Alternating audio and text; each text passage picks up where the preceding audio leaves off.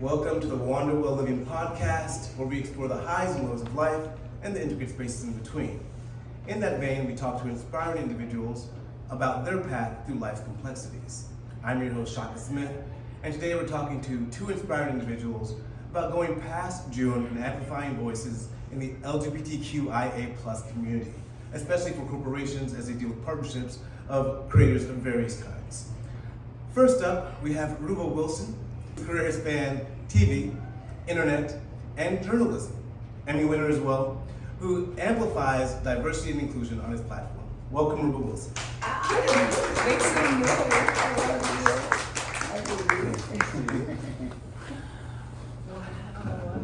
Hi, everyone. So glad. Next up, we have Sam Collins, one of the most influential names on YouTube, who went from comedy and story times to documenting with an open and authentic voice his transition and his experiences as a transgender man. Welcome, Sam Collins. Woo!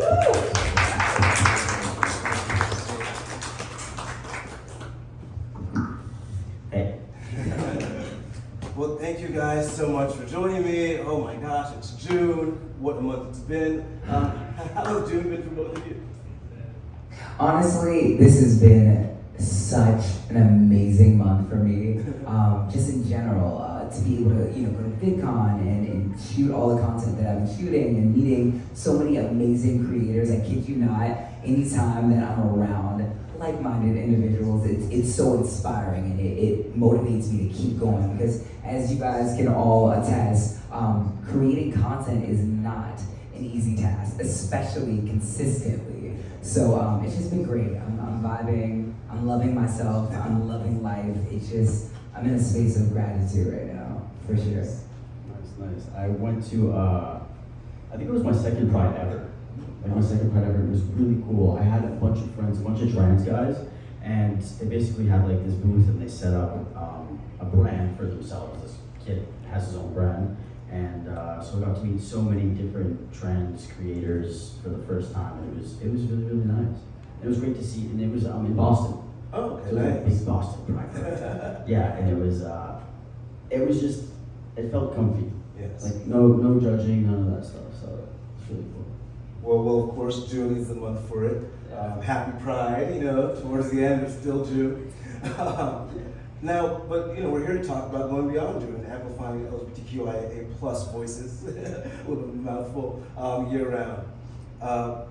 I want to know, what has been your experience in June with your corporate partnerships and your experience after June? Have you noticed a change in these years?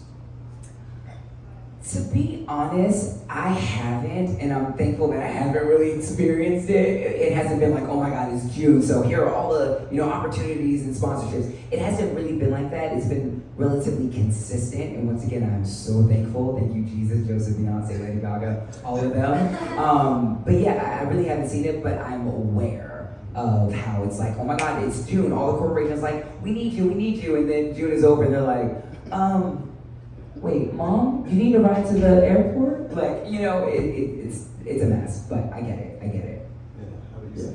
They'll just change their icon back to the. I don't think I've really noticed anything either. Like specifically in Pride Month with brands reaching out or whatever, but I've worked with a couple of brands who actually incorporated me being trans into their products, which is cool. Like all year round. Oh, really? Yeah. So what was that experience like, having the brand use that part of your voice and then continue to do so? I think it's amazing because I worked with like a couple of like adult store companies and stuff, and they really want to get that word out there. Like, hey, like even if you're LGBT, like this is stuff that you can use and be comfortable with. And they've always been really, really awesome and really nice. Yeah. Did you find that it had to take a certain type of brand, or that was something you could approach with any sort of partnership that you have? It was actually multiple brands. Oh. Yeah. So they were all really cool. Okay, wow. Sex positive. And all Yeah. that stuff. Yeah, it's cool. Great. How about yourself, Ruba?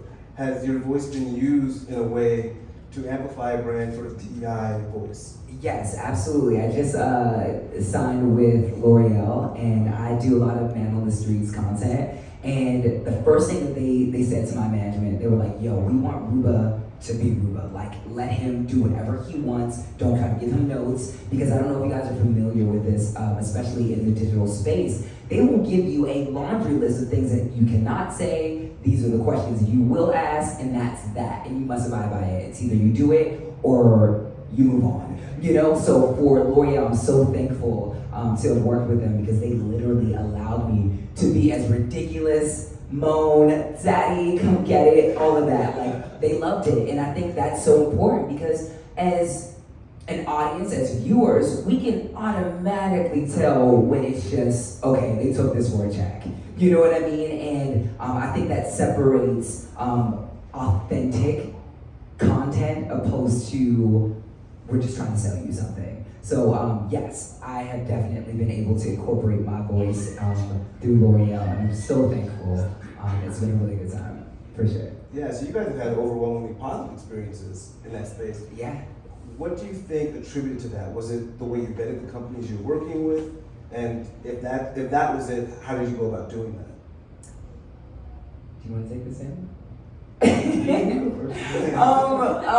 For me, I'm an Aries. I'm very headstrong. I know what I want, and I'm so thankful that I'm not in a position where I feel like I need something. I'm like, yo, it's either you take me or you leave me. You know. So I think through working with management, they all understand. We're all on the same accord. And for all of the influencers who are out there and they're still trying to figure it out and they're working with managers, I think it's so important to make sure that everybody sees the vision, that they get it. Because if your team gets the vision, guess what? You're unstoppable, truly. So yeah, I hope I answered the question.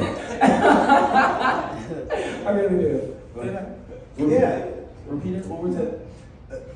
The overwhelmingly positive experience you've had, was that due to vetting the company, or was that due to some other aspect that led you to that situation where you had companies work with you that have been inclusive and have been doing this all year round?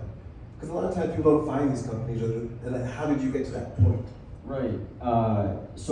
Whenever I work with a brand, they know my content, and there have been brands where they're like, we just want you to be yourself, just want you to be yourself, promote the product how you would. But then there are companies that have like lists like that. But most of the time, when they reach out, they know what they're getting themselves into, because I share a lot of trans content and LGBT content and stuff like that. So they've been pretty good about that. They're pretty good about that. So as creators, I guess sharing yourself kind of informs the brand as to what they're getting beforehand. Absolutely. Yeah. How did you? I know you made a shift from just doing regular comedy and story times to then actually sharing your real life experience. How did you make that conscious decision? And then did you know that, at least from a corporate standpoint, that would actually be a positive thing? I had no idea from a corporate standpoint, actually, because I made content, just comedy, stuff like that, just me being me. I was really scared to come out online because it's just scary, like in general. And once I came out as a trans man, basically everything took off. Everything took off, and there started to be brands that reached out to me that were actually more in the beginning. It was more LGBT brands, like there was like these bracelets or like books and stuff like that. And I was like, okay, whoa, this is really new, because I didn't have that many subscribers. And then all of a sudden, it's like, as soon as I came out as trans, it was like, hey, do you want to do this? Do you want to do this? And I was like, yeah, of course. Yeah. And even in the community, there's different fields of thought, right? How do you judge which company you are going to work with? And if they're going to represent your voice in particular the way you want to represent it? I like to do my research, because I've worked with companies who are, like, I've looked at the other sponsorships and I'm like, so all right, so you looked at that guy who's kind of against me as a person, but then you want to work with me, so you're kind of playing all, like, the whole field right here. So I'm not going to work with you because I don't really like what you're representing on the other side. Mm-hmm. Yeah. Yeah. Have you had any experiences like that, Ruba, where you worked with a company that's all about you, but they maybe worked with other people that you felt didn't align with your interests so fundamentally that it was confusing, or? No, I've never experienced that. Thank God, I guess. I haven't been faced with anything close to that. Once again, I think brands already know what I'm about, and they ain't gonna come. They won't come with it. Yeah, something like that. No. No, I don't think so. How have you guys, I guess, promoted diversity and inclusion in your own content, expansively, just beyond sort of your identity? I'm gonna say this. Once again, if you guys haven't noticed, I am as gay and as black as can be. And you know, I'm so thankful that we're in this space where we can connect with people from Africa to Brazil, wherever in the world. I get so many messages on IG, like, you know, people hitting me up like, oh my God, thank you so much for being you. It allowed me to be a little bit more free in, you know, the way that I maneuver in my life. And, you know, as much as I would like to say when I do my content, it's like the 14-year-old girl in me that's just like thriving, that's just having so much fun. So I just believe that that is my way of incorporating who I am and what I stand for. I'm all about like love and having fun and just not taking yourself too seriously, because once upon a time, I was that guy like, oh my God, sit like this, speak like that. Like it just was a mess, and nobody can keep that up. That's draining. So yeah, I definitely believe that I infuse who I am and what I want to put out in the world, for sure. Yeah, and with being trans, because it's, you know, you got LGBTQ plus, I've had people leave comments on my videos and stuff like that, because I also make content revolving all of it, not just trans. Like I'll react to memes or talk about issues that are ongoing with the whole LGBT community, and then, you know, I'll read comments like, hey, you know, you just being yourself on your platform has made me comfortable with being lesbian or being a gay man or bisexual or anything like that. So it's a whole entire thing. It's not just trans people. I'm like, wow, you know, just showing yourself, being yourself will make other people comfortable. And that's something I wish I had when I was a kid. Yeah. So true. I love that you guys are doing that for other people. Yeah. And I feel for a long time, it felt, you know, obviously there wasn't really equality, but it was moving in the right direction. But recently we had this whole Bud Light controversy with Ruba Wilson, and you know, we've seen, you know, this boycott actually lead to, you know, an actual impact of Bud Light.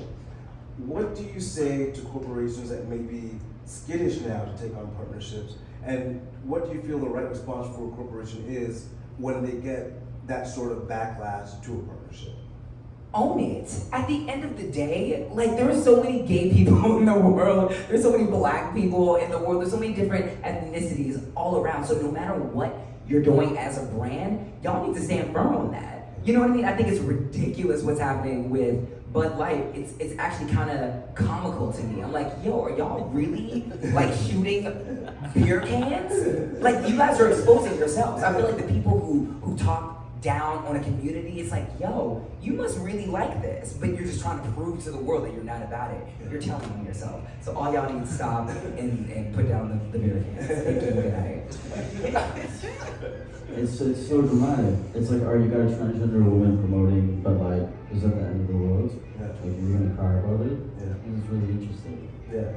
I don't know. It's just, I think it's great to promote diversity in any form with any brand. It shouldn't just be, you know, just a standard, whatever. It should be diverse. And how do you advise a corporation now in light of that? Basically just own it. Like if you're gonna do it, if you're gonna go out, you're gonna say, hey, Dylan Mulvaney, you wanna promote Bud Light? And then there's gonna be some type of backlash because people don't agree with LGBTQ.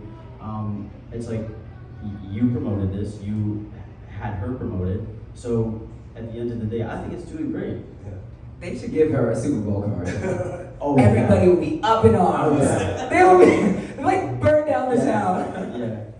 And how do you enlighten this? I think that might also have a chilling effect on certain creators, and maybe even on that kid that didn't want to come out, seeing something like that happen. How do you talk to that person? That's a tough one because we're so privileged to live here in LA, and sometimes I go around thinking like, oh my God, the rest of the world is just like LA. They're so accepting, and that's not the case. And I know it's scary. Sometimes you have to remove yourself out of environments, and the best bit of advice I would give young people, if they're old enough, move. You know what I mean? Try. I know that may sound extreme, but I think that's best. You know, because these, you know, middle nowhere places, it can be really toxic and not helpful towards anyone's mental state. So yeah, just try to change your environment in some way possible. Find your tribe. Even if you can't move, find your tribe some way somehow, and still know who you are at the end of the day and stand firm on that. Yeah, can you repeat that just one more time? If you're the creator of the kid who has had a chilling experience because of seeing this happen to Dylan Mulvaney. Yeah. Okay. Yeah, because that's scary for the kids. Yeah. It'll be scary. Like, that's one of the reasons I didn't come out, because I was like, oh, everyone's gonna judge me and they're gonna think that I'm this like weird person or whatever. You just gotta keep being yourself, and it doesn't matter what other people are saying about you or think about you or anything like that. You gotta put yourself first and love yourself first, because this is who you are. It's not like you're choosing to do all of this stuff. It's just, that's gonna come along with that, but that's history. And we've seen through history, like, something will be hated, something will be rioted against, but we rise above it. So as you keep portraying this in media, it's just going to get better. So you just have to keep pushing through it and thinking positive. Was there a turning point for you when you were able to make that change? And like, what was that moment where you said, I have to put myself first and put myself out there?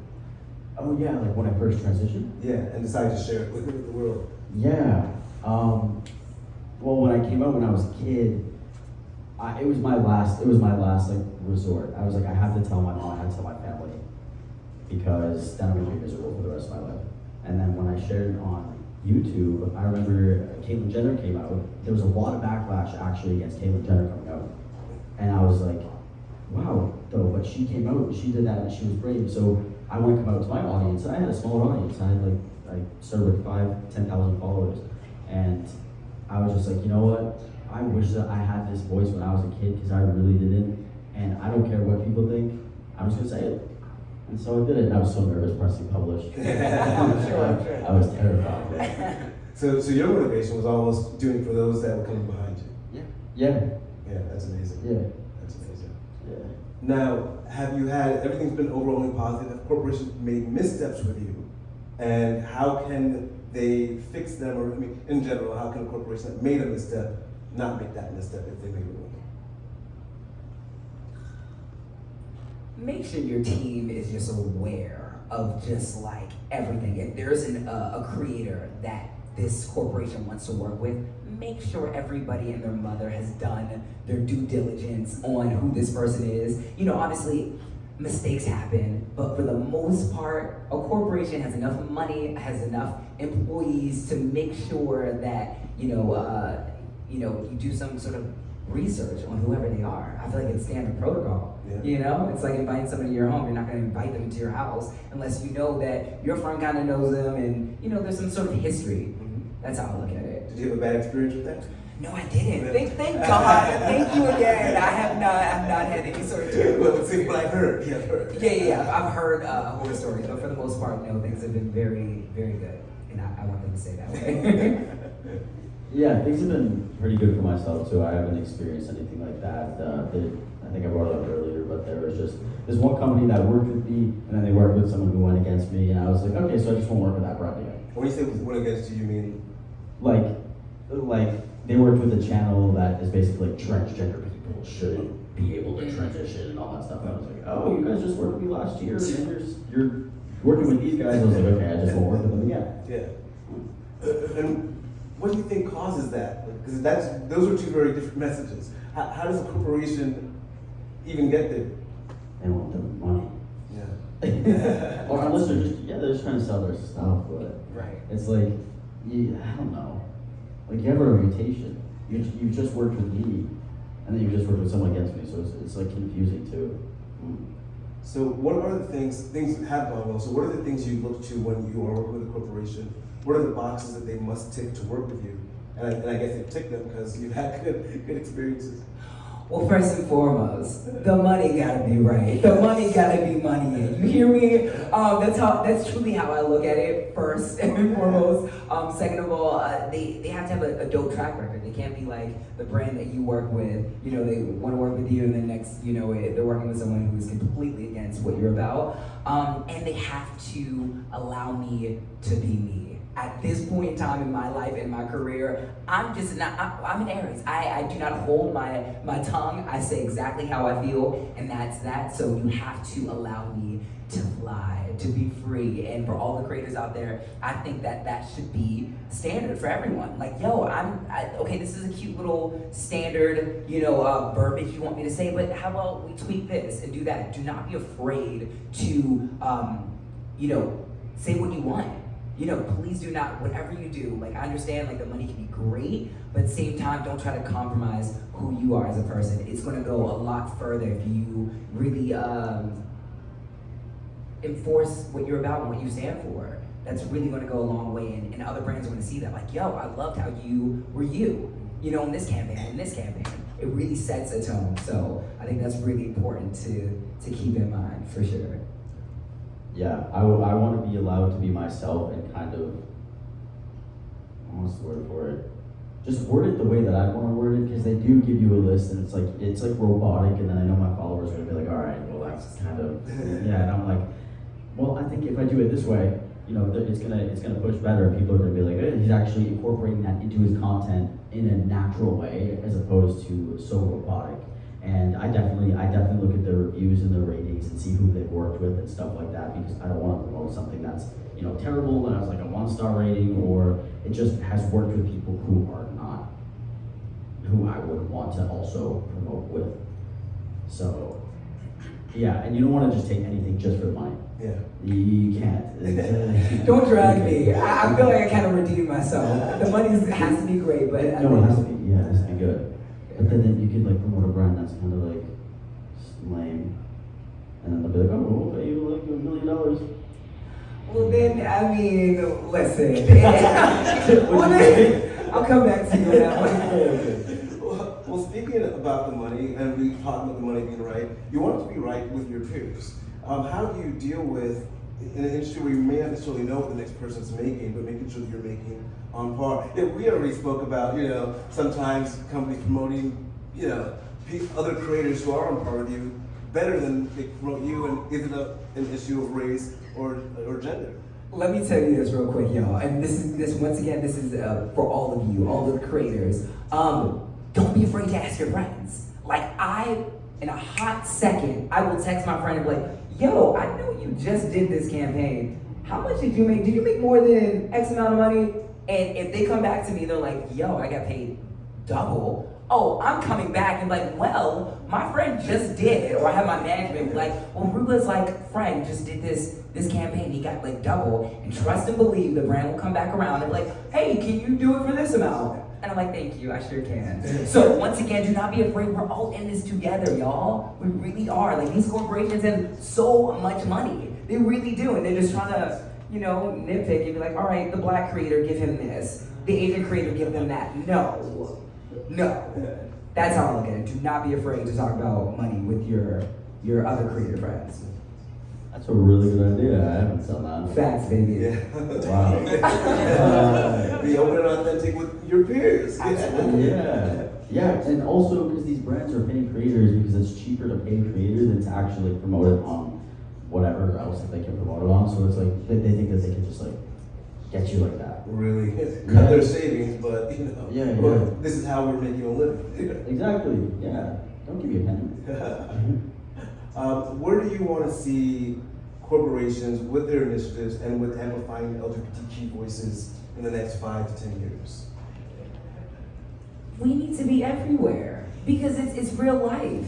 It's real life. I look at all of these ads where I'm seeing, no offense to anybody, but I've always seen a lot of blonde hair, blue-eyed, people, and it would make me as a kid oh my God, do I need to look like that? Is this the type of spouse that I should have? And I don't think that's fair for people who don't fully have it fully formed in their minds. It just needs to be seen. More people of color need to be on huge billboards. More gay people. It needs to be, more people of the LGBTQIA+ community need to be on these huge ads and commercials because it's real life.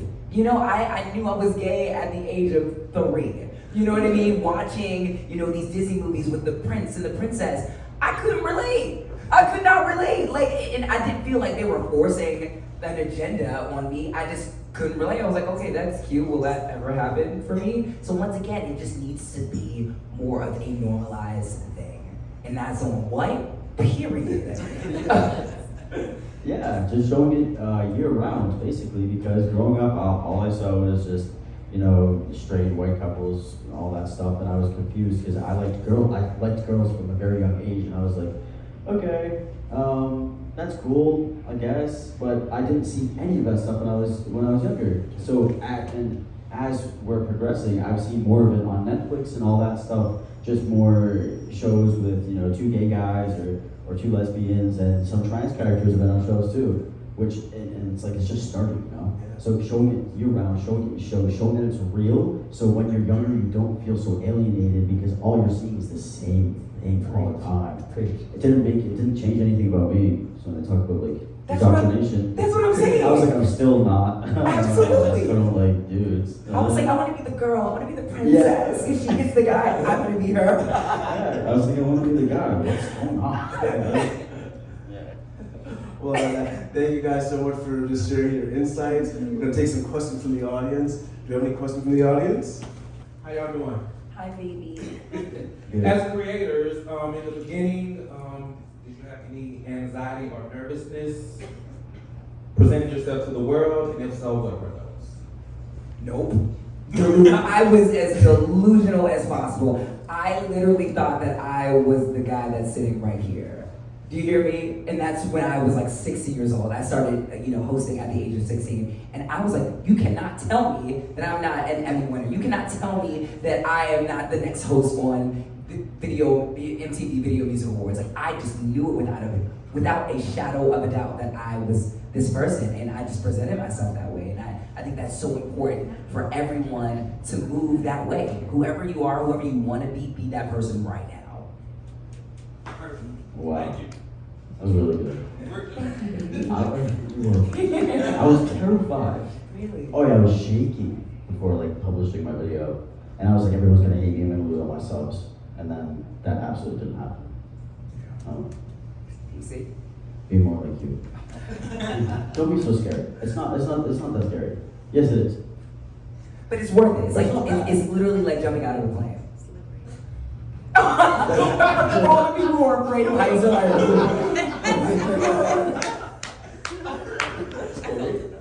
It's really not that bad. I promise. Hi. So my question is, what advice do you have for creators that are small, that are trying to build their audience, that's been working on it for probably, a year or two, but just trying to figure it out? Baby, it's called building a community. Even if you have 1,000 followers, that's amazing. Just make sure whatever you're trying to push out to them, that they all rock with that. Do you understand? Yeah. I think that's a lot of us get so caught up with oh my God, the numbers. If you have a solid community, it can knock out somebody who has 5 million followers. Do you understand? Just make sure whatever you're pushing on your social media is something that they all love and that they are all willing to purchase on a daily. That's the best way I can look at it. And don't be afraid to communicate with them. I feel like I see more of my followers more than I see my own family. So don't be afraid to communicate with them. Send them DMs. For me, on a daily, I'll post on my IG story, hey, everyone send me your numbers. I may FaceTime them randomly. I love that kind of stuff. It's really all about building a community. So don't look at your followers oh, I've been doing this for a year and I only have 5,000 followers. That's amazing. Imagine if 5,000 people were in this room right now. You'd be yo, I done made it. I killed it. Keep it. It's all about perspective. And that's something that I've really adopted within the last few years. It's all about your perspective. If you look at your followers I only have a few followers, that's how they're gonna treat you. You gotta be yo, I have a solid ass community. The end. Yeah, build that community. When I started, I had, and I still do have a really strong connection with my followers because I care about them. They're watching me, they're supporting me, they're doing all that stuff. So I always make sure to make them feel like we have this type of connection because we do. You guys are watching my stuff, and consistency is key. Consistency has always been key. It took me literally, I don't know, how long have I been doing YouTube? Like,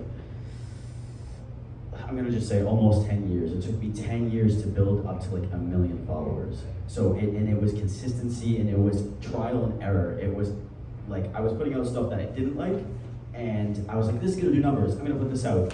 Whatever, it did good, but I didn't like it. And so basically, I found my niche as I just continued to go. I just found my niche as I continued to go. Then I like posted stuff that I loved for myself, and my followers really loved it too. And I was like, okay, that works out good. But yeah, being yourself and consistency, I think is the best thing. Yeah. 10 years, y'all hear that? So when people say, oh, 1 million followers, 10 years, that's work, that's consistency, that's grind. None of this is overnight. It looks overnight, but it isn't. And for these corporations, this is the work that hopefully they're valuing and paying for, and paying at the right amount. The money is right, and also the mindset's right. And I want to thank you guys for coming on and hopefully giving you guys some education, creators and the corporations alike, about how to really incorporate these voices that are just voices of humanity into their own voice as well. So thank you guys. Thank you, Shaka. You're amazing. Thank you for having us. And where can they find you online, Ruba? You guys can follow me at Ruba's World on all platforms. I'll see you there. It's Sam Collins on all platforms. You can find me there. Thank you so much. Thank you.